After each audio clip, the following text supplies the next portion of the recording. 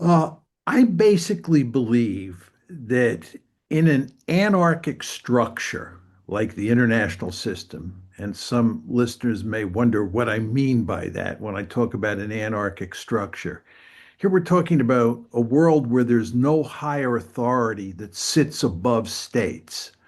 Uh, that in a world like that, where you cannot be certain about the intentions of other states, and those other states may have significant military capabilities.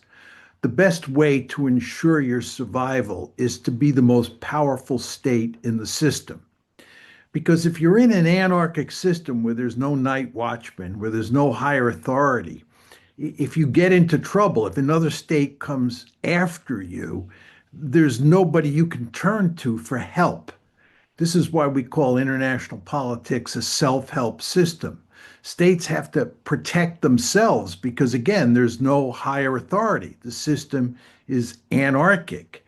Uh, and this means that you don't want to be weak because if you're weak, you're taken advantage of, or at least there's a serious chance you'll be taken advantage of.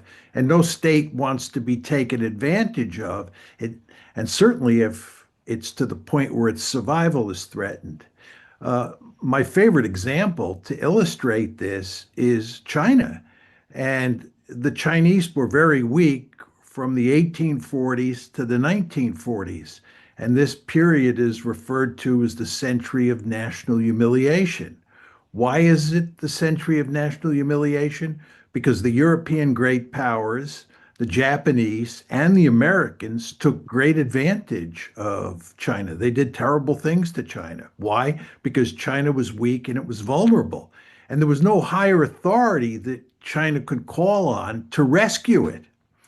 So the lesson that comes out of this, in my opinion, is that you want to be really powerful. Just give you another example that I think illustrates this, and it has to do with NATO expansion. Uh, the Clinton administration decided on NATO expansion in 1994.